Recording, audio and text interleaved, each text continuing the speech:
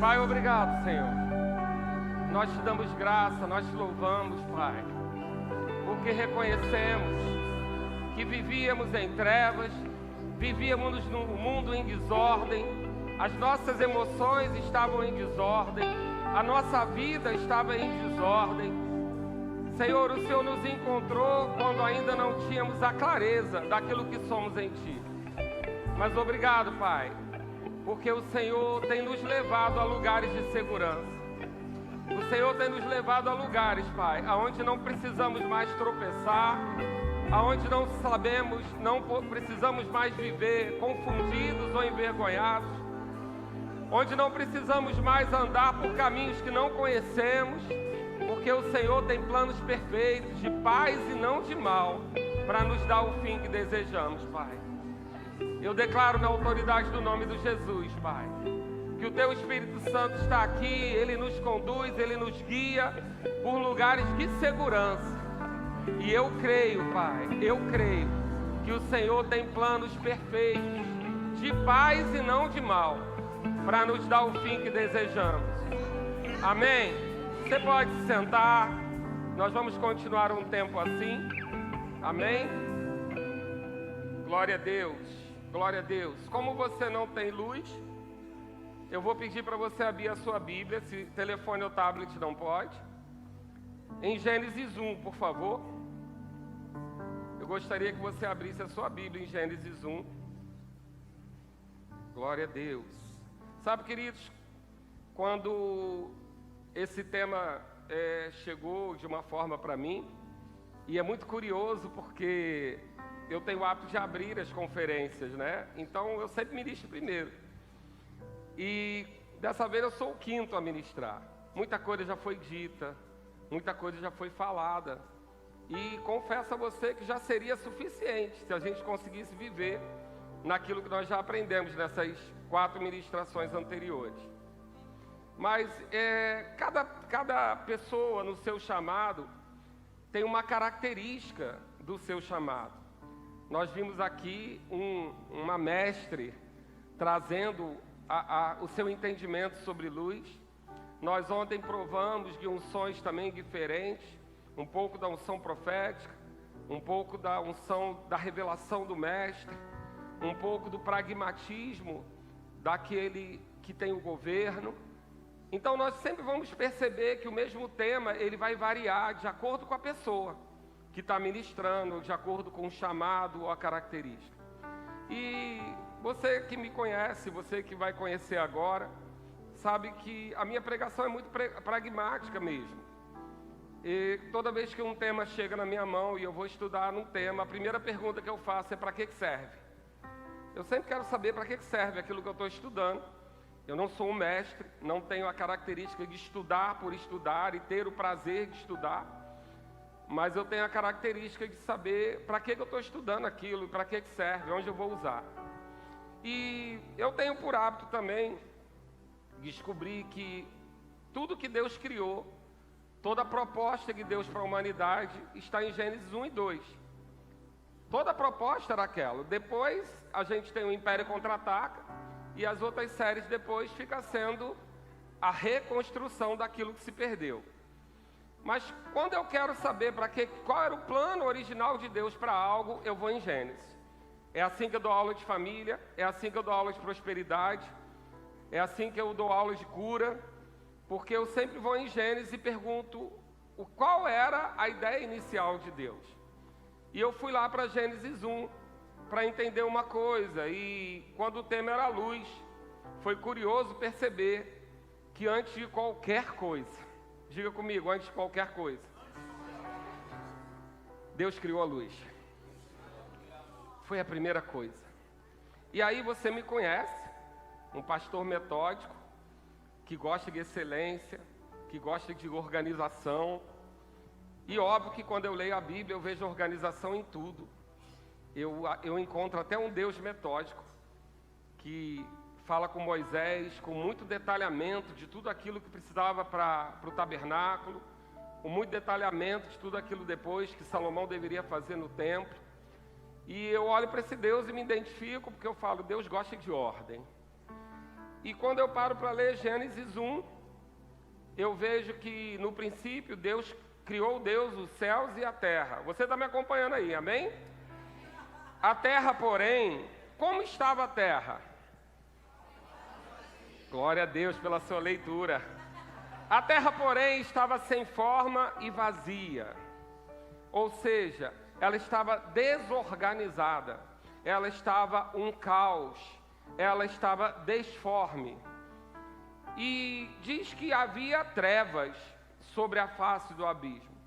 Então, aquilo que estava sem forma, aquilo que estava o caos, aquilo que estava disforme, não tinha como ser ajeitado ou arrumado, porque havia trevas. Então não tinha como organizar aquilo que estava antes, porque não tinha como se ver como estava.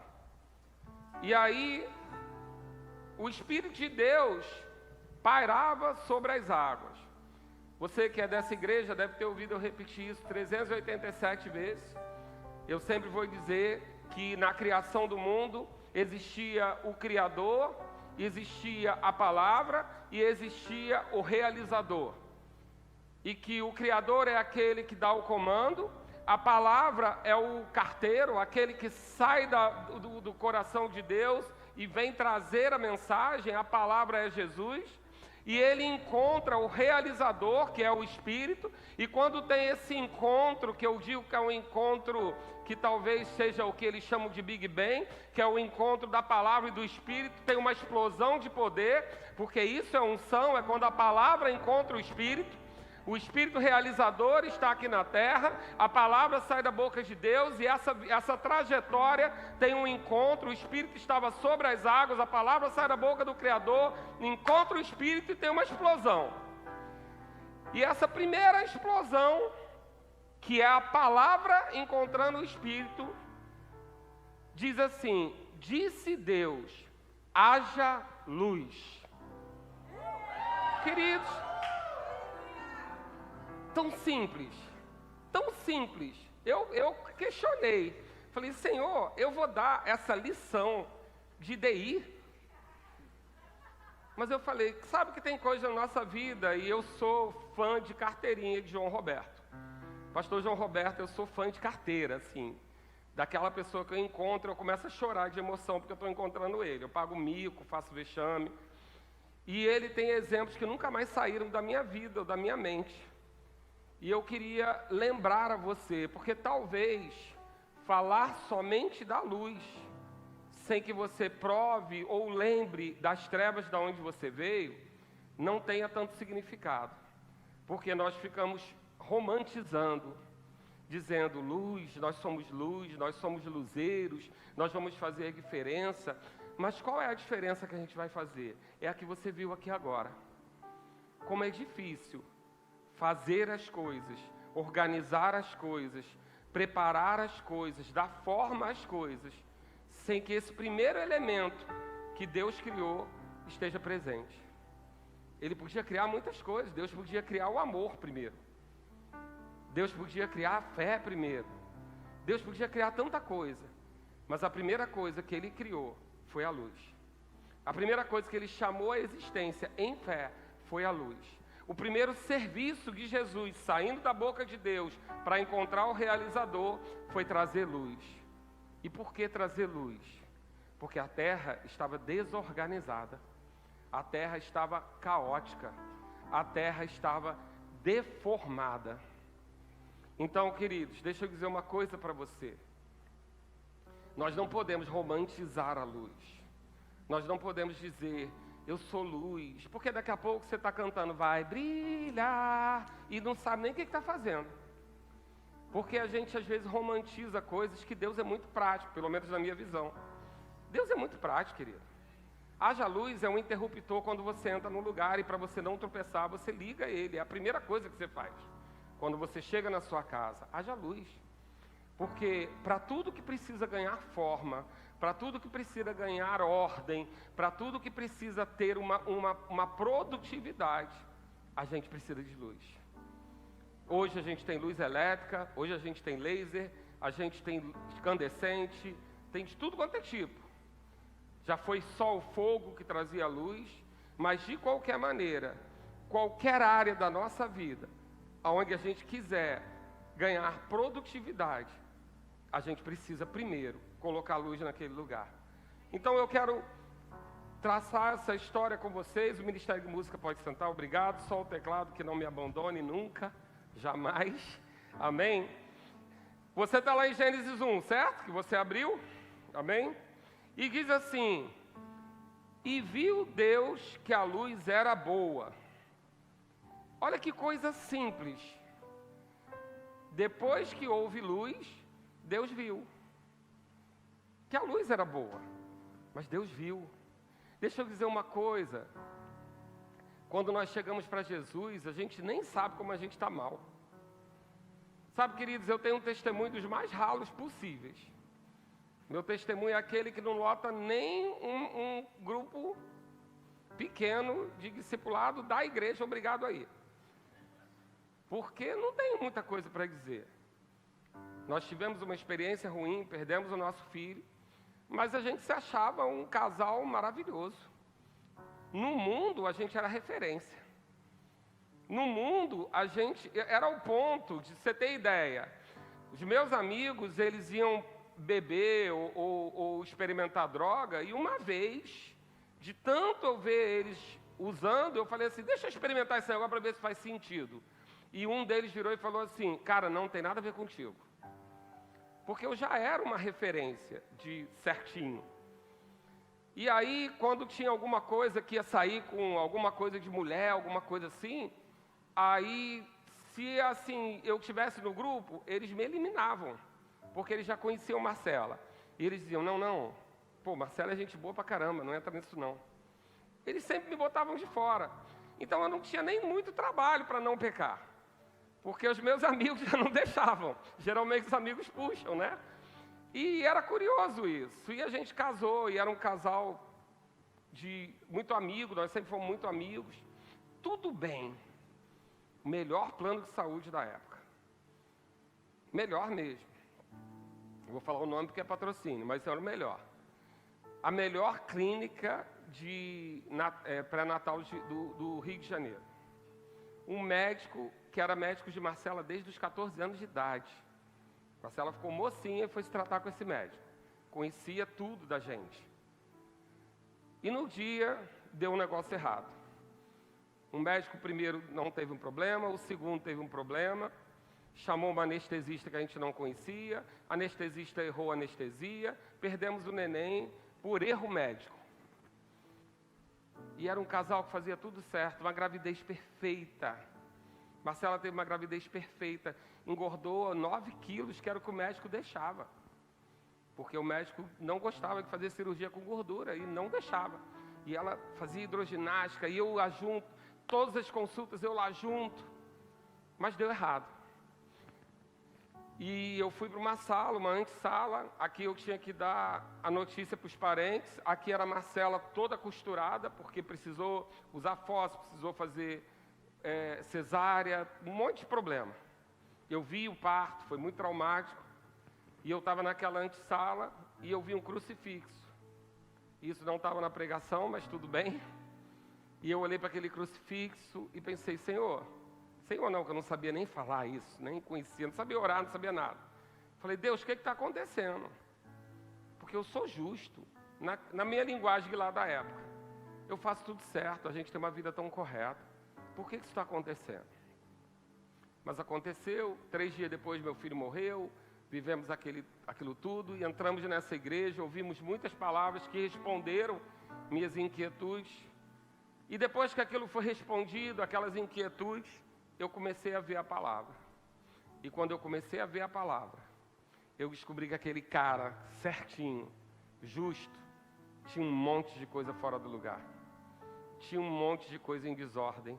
Tinha um monte de coisa caótica. Que no mundo era perfeito. Mas diante da palavra, eu precisava mexer em muita coisa. Então, quando a gente pensar em luz, eu gosto de pensar em ordem. Eu gosto de pensar que só com luz eu posso arrumar aquilo que está fora de ordem. Só com luz eu posso entender o que está fora do lugar. Somente com a luz chegando, eu posso descobrir a área que precisa ser tratada. E aí, Deus viu que essa luz era boa. Ele viu. Diga comigo, ele viu. Porque chegou luz, ele viu. E ele fez o quê? Separação entre luz e trevas. Então, repare que a luz não elimina as trevas, mas Deus separa o que é luz e o que é treva. A treva não é eliminada, ela precisa se manter para que você entenda que existem as duas possibilidades e que na realidade a treva não é algo mal, ela só é a ausência da luz. Querido, Deus criou todas as coisas, amém? E Deus não criou nada mal, Deus criou tudo bom. Quando tem a ausência do que Deus criou, é que se torna mal. Então, não existe o bem e o mal, existe o bem e a ausência do bem é o mal. Não existe maldição e bênção, existe a bênção e a ausência da bênção é a maldição. Não existe trevas e luz necessariamente, mas a ausência de luz é trevas. Deus não criou as trevas, mas a ausência da luz é trevas. Então a gente já explica toda a origem do mal, a ausência daquilo que Deus criou. Aí você não precisa pensar, mas foi Deus que criou as coisas ruins? Não, Deus criou a saúde. A ausência de saúde é doença. Deus criou a vida, a ausência de vida é morte. Mas Deus não criou as coisas ruins, se eu posso falar de forma romântica isso. Então, ele percebe aqui que o que ele criou era bom, mas ele separa luz e trevas. Diga comigo, separa. Chamou Deus a luz dia e as trevas noite. Houve tarde e manhã o primeiro dia. Então, essas trevas sempre vão existir. Elas sempre existirão, pois elas acabam fazendo o quê? Promovendo a luz. Porque, querido, quando tudo está aceso, isso aqui não significa nada. Serve para quê isso aqui? Mas quando estava tudo escuro, isso aqui guiou algumas pessoas. E o telefone de alguns crentes fajutos que eu vi ligar aí. Que nem nisso consegue ser fiel. Mas estava no escuro, eu não te vi. Mas eu falei, nem nisso, tão simples, né? Não ligar um celular. Mas ele ganha muito propósito nas trevas. Pouco propósito aqui na luz. Então, quando a gente começa a entender esse princípio básico daquilo que é, e a palavra para a luz, quando Deus cria, chama a luz, a palavra no original vai falar o que a gente conhece mesmo, luminosidade, clareza, o que a gente entende de luz, não tem nada revelador nisso. Mas lá no 14 diz, disse também Deus, já tinha criado a luz, amém? Haja luzeiros no firmamento e nos céus. Luzeiros é quase a mesma coisa que luminárias. E ele diz, haja luzeiros no firmamento. Firmamento, quando a gente fala na Bíblia, é como se fosse uma redoma de vidro em volta da terra, onde as águas ficam presas. Lembra de Noé? Rompeu-se os firmamentos e as águas que estão no céu invadiram a terra. É mais ou menos, de forma figurada, como se entende firmamento. E Deus coloca nesse grande painel de vidro que segura as águas do céu, as luminárias. Mas ele dá função a essas luminárias. Essas luminárias, ele já criou a luz, agora ele está criando aquilo que vai fazer efeito na luz. E aí diz que, e sejam para luzeiros no firmamento do céu, para iluminar a terra, e assim se fez. Então, essas luminárias, elas tinham a função de iluminar a terra. Iluminar a terra para quê? Para que se visse o que estava sem forma e vazio. Para que se visse o que precisava ser organizado. Então a luz, ela revela e a luz separa. A luz revela como estão as coisas, mas depois que se vê como estão as coisas, luz e trevas são separadas. Porque a luz faz isso. A luz separa. A luz, ela vem para tirar o que é treva e o que é luz. Ela vem para colocar um plano daquilo que é bom e daquilo que não é bom. Daquilo que é revelado e daquilo que é oculto. Então, a luz tem esse poder de revelação, mas a luz também tem esse poder de separação. Mas ele continua dizendo: fez Deus 2 grandes luzeiros, 2 grandes luminárias. A maior, que a gente sabe que é o sol, diga comigo, para governar o dia. E o menor, para governar a noite. E fez também as estrelas, e as colocou no firmamento dos céus para alumiarem a terra. 3 grandes luminárias. O sol, que a gente sabe que ilumina dele mesmo, porque o sol ele tem a luz saindo dele mesmo, porque ele pega fogo direto. Então ele produz luz. E esse é para governar o dia, é para governar quando está claro, é para governar quando tudo está visível, quando tudo está revelado. Mas ainda na noite precisava ter um governo. Então se cria a lua, que não tem luz própria, mas refletindo a luz do sol, consegue trazer orientação para a noite. E além disso, ele fala que tem as estrelas, com a simples função de dar direção, de iluminar o caminho. Mas não tem governo nas estrelas. O governo está no sol e o governo está na lua. O governo está naquele que emite sua própria luz e o governo está naquele que reflete a luz. Mas os luzeiros só mostram o caminho. E aí eu vou abrir um parênteses aqui bem romântico, bem poético, porque um dia conversando com um profeta maior, e isso não é um assunto doutrinário, só uma inspiração de profeta mesmo, ele me trouxe uma revelação sobre Abraão, quando Deus manda Abraão sair da tenda e olhar as estrelas. E ele traz para mim um autor que considera aquilo que o mundo chama de horóscopo, ele considera que na realidade era Deus sinalizando o Messias. Porque nas estrelas tinha o leão, nas estrelas tinha o cordeiro, a balança da justiça, o gêmeo, Adão, o primeiro Adão e o segundo Adão, estava tudo lá, orientando Abraão para a vinda do Messias. O mundo pegou isso, deturpou e virou horóscopo. Mas, segundo esse autor, e isso não é doutrina, diga comigo, não é doutrina. Segundo o autor, Deus usou as estrelas para dar uma direção e por isso manda Abraão olhar as estrelas. Poesia, talvez, licença profética, talvez, mas eu creio que Deus não criou as estrelas com os formatos que tem para você saber com quem você tem que casar. Nem se seu dia vai ser bom ou ruim. Amém? Deus criou as estrelas para iluminar, mostrar uma direção para o homem.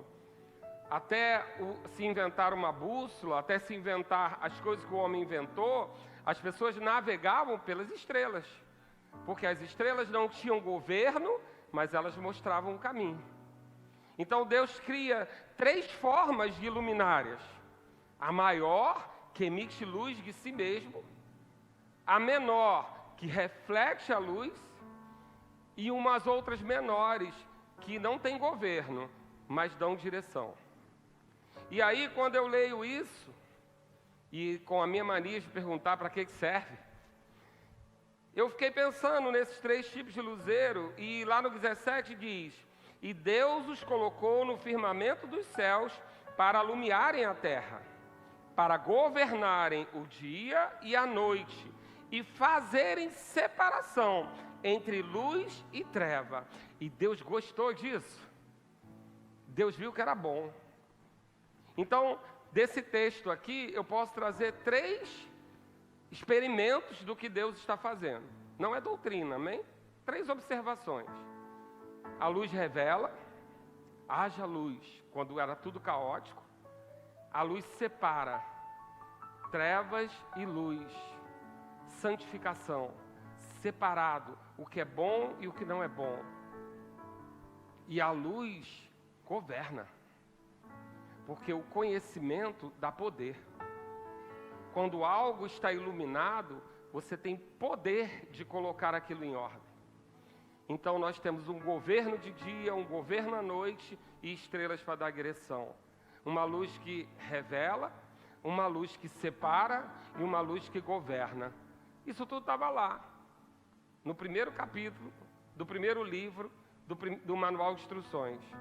E eu falei, caramba, isso faz sentido. Porque, no primeiro momento, a luz revela. E eu sempre gosto do exemplo do armário cheio de baratas. A luz não traz baratas. Não foi porque você acendeu a luz que apareceram baratas. Foi porque a luz chegou, as baratas se manifestam. Mas elas já estavam lá. Há muito tempo no seu esgoto e você nem sabia. De noite, talvez andando no seu quarto. Porque é com a luz que elas se revelam. E algumas pessoas não querem a luz, porque a luz vai revelar as baratas. Então, quando a luz chega na nossa vida, a primeira coisa que ela faz, foi como aconteceu comigo, revelou aquilo que estava oculto, aquilo que parecia que era comum, aquilo que era natural para o mundo, a luz mostrou que não era. O espelho me fez ficar nu e descobri que eu precisava me recompor, colocar a ordem na minha vida, ajeitar as coisas. Mas eu precisava de luz para fazer isso, porque sem luz você vive na bagunça e acha normal. Mas depois que a luz chega e revela, necessariamente Deus separa. Porque Deus, depois que você foi revelado à luz, Deus te santificou, separou para Ele. Disse, não, Ele não vai viver de qualquer maneira na desordem ou no caos. Ele não vai viver como o mundo vive nas trevas. Não, eu vou separar o que é treva, para que ele saiba que isso não é bom, e eu vou separar o que é luz, para que ele saiba o que eu quero para ele. Separação, santificação, o nome que você quiser dar. Mas o que eu gosto do nosso Deus é que Ele nos revela, nos santifica, mas Ele nos empodera. Porque quando os luzeiros são levantados, eles são levantados para governo. Deus podia dizer que fez o sol, a Bíblia podia dizer que fez o sol para esquentar, para bronzear a sua pele, para fazer as plantas crescerem, para tanta coisa que o sol é útil. Mas a palavra que eles usam é governo. Aí você que me conhece um pouquinho sabe que eu salivei, né? Governo, amo essa palavra. O governo do sol, o governo menor da lua e a orientação das estrelas. Então a luz é criada no início de tudo com 3 propósitos que eu achei. De repente você acha outros. Mas revela, separa e governa. Então quando a gente fala que a gente é luzeiro desse mundo, isso não tem que ter poesia, não. A gente tem que tirar a poesia. Você sabe que a minha função na vida é tirar a poesia, né? Desculpa, Céu, é porque eu sou anti... Você faz a poesia e eu tiro a poesia. Eu sou pragmático. E eu falo, então é isso que é ser luzeiro. Se eu sou luzeiro, eu não tenho luz própria. Mas eu não tenho governo total, porque eu não tenho luz própria, eu não sou o sol. Mas eu posso ser a lua. Eu posso refletir essa luz. E quando eu reflito essa luz em governo, eu preciso necessariamente manifestar o que o luzeiro faz. O luzeiro não tem luz própria. Ele reflete alguma luz. Ou porque se acendeu fogo, ou porque se tem energia elétrica. Mas o poder não vem dele, da luz, mas daquilo que gera luz. E aquilo que gera luz em nós é Cristo, amém? Então, quando nós geramos essa luz, nós temos 3 papéis para cumprir: revelar, separar e governar. Mas separar o que é? Tirar do mundo? Não, a Areta já me adiantou, não é para tirar do mundo. Mas é para no mundo fazer distinção entre o que é luz e o que é trevas. É para que no mundo as pessoas olhem para nós e falem: caramba, eu achava que a minha vida era boa, mas olha a vida desse cara como brilha. Eu sempre costumo falar na aula com família cristã que quando você se converte, você deixa de ser desejado nas festas do mundo. Porque você é o estraga-prazer, né? Porque a festa do mundo tá lá, né? Estão discutindo a novela, tem traição, todo mundo acha normal, fulano traiu com ciclano, fala palavrão, reclama dos filhos aborrecentes, que estão bebendo, que estão se drogando, se prostituindo. Aí vem a família crente estraga-prazer. Primeiro que já chega os 4 juntos. 4 pela minha casa, que eu estou dizendo. Eu e a minha mulher felizes, porque a gente está casado. Sem adultério, sem prostituição, sem droga. E os meus filhos, que eles chamam de aborrecentes, estão comigo amarradão, porque a gente está junto. E aí eles olham para aquilo e a gente desnuda a miséria que eles vivem. E a gente revela a miséria que eles vivem. Porque eles veem novela e filme e acham que é normal viver daquele jeito. Traição, adultério, mentira, pornografia. Eles acham normal e tem que ser normal. E aí quando chega a família ingrata, estraga prazeres, crente, cristã de verdade, isso tudo não está lá.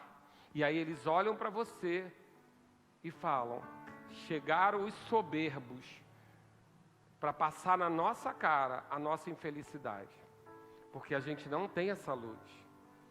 Mas isso é para acusar essa luz? Não, querido, não é. Giovana falou isso na quinta-feira. Essa luz não é a luz daqueles filmes de investigação que o cara senta, bota a cadeira assim, mete uma luz em cima para você falar a verdade. Não, não é para isso. Não é uma luz de acusação, mas é uma luz que reflete Cristo em nós. Nós estamos refletindo Cristo. E quando eles olham para nós, ainda que eles não entendam, eles estão vendo Cristo. E aí, querendo entender o que é tudo isso, Deus define quem é a luz dos homens. Abre lá comigo em João 1. E ele diz: no princípio era o verbo, e o verbo, ou a palavra, estava com Deus, e o verbo era Deus. Ele, o verbo, a palavra, Jesus, estava no princípio com Deus. Todas as coisas foram feitas por intermédio dele, e sem ele, nada do que foi feito se fez. A vida estava nele, e a vida era a luz dos homens. A mesma palavra está aqui falando como luz, como emissão de lâmpada. E aí ele começa a dizer: a luz resplandece nas trevas e as trevas não prevalecem contra ela. Houve um homem enviado por Deus, cujo nome era João. Esse veio como testemunho para que testificasse a respeito da luz, uma estrela, orientando, a fim de todos virem a crer por intermédio dele. Ele não era a luz, ele não era o sol, mas veio para que se testificasse da luz, a saber, a verdadeira luz que, vinda ao mundo, ilumina a todo homem. Esses são os luzeiros, que recebem a luz, aquele que no princípio era a palavra, porque na boca de Deus ele ainda era a palavra, quando Deus disse: haja luz, e ele sai da boca de Deus, encontra o realizador e luz se cria. Mas a Bíblia diz que ele era a luz. E aí, mas ao que todos quanto receberam, deu-lhes poder de serem feitos filhos de Deus, a saber, os que creem em seu nome. Filhos de Deus, filho do Pai das luzes, filho daquele que criou a luz, filho daquele cuja palavra era a luz. Você se torna filho desse, um luzeiro. Com qual finalidade? Diga comigo: revelar, separar e governar. Então, quando a gente disser aqui que você é um luzeiro,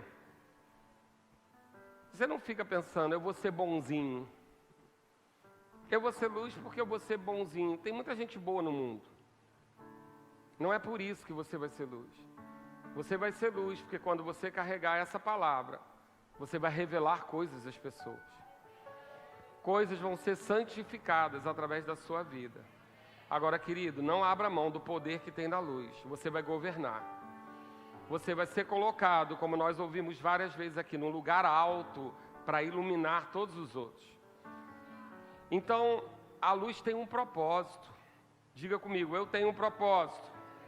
João 3 diz que a luz veio ao mundo e os homens amaram mais as trevas do que a luz, porque as suas obras eram más. Os homens não queriam a luz, porque a luz revela as obras que eram más. A luz mostra o que está fora do lugar. A luz mostra aquilo que não está em ordem, aquilo que está em caos.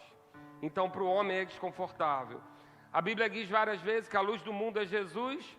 João 8 diz, eu sou a luz do mundo. João 9 diz, enquanto estou no mundo, sou a luz do mundo. João 12 diz, enquanto tendes a luz, crede na luz.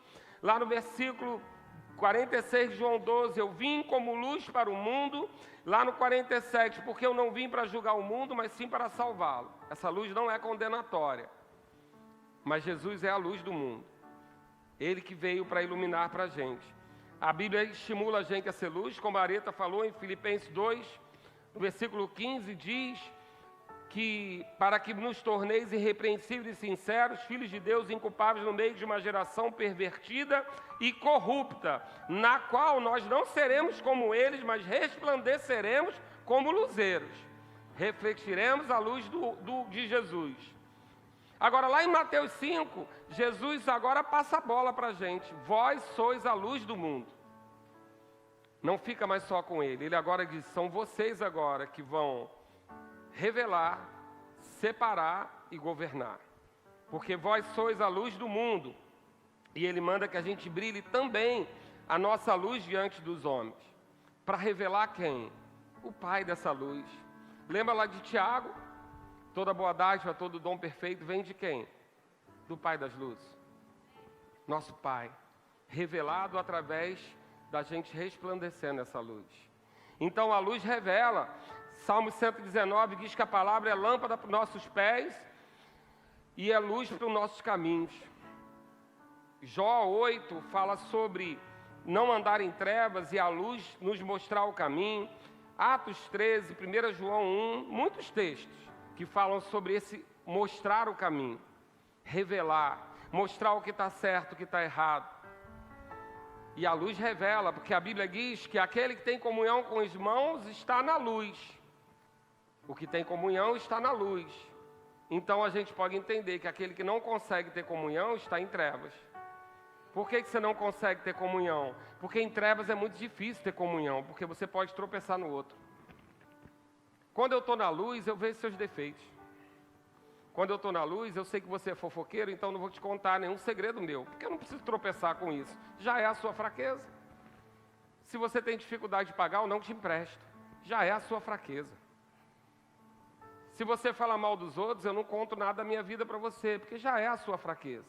E eu posso te chamar a si mesmo, porque eu estou na luz, eu estou vendo. Agora, se eu estou em trevas, eu não vejo. Conto minha vida, você conta para todo mundo, eu fico magoado. E eu tropeço e caio. Aquele que está na luz tem comunhão com os irmãos, porque vê os defeitos. Sabe os cuidados que tem que ter. E está tudo bem. Agora, o que eu preciso? Da luz que revela. E aí a luz também santifica, separa, porque a Bíblia vai falar várias vezes, em Efésios 5, que a Areta disse, pois outrora eram as trevas, porém agora sois luz. Então andar como? Como filho da luz. Nós vamos ler lá em 1 Tessalonicenses 5, porque somos filhos da luz, não somos da noite, somos do dia. Nós vamos ter a orientação de separação, de quando falamos de julgo desigual. Pode haver comunhão entre luz e trevas? Não. Separação, mas não é separação de briga, não é o que a gente está vendo aí fora não, tá bom?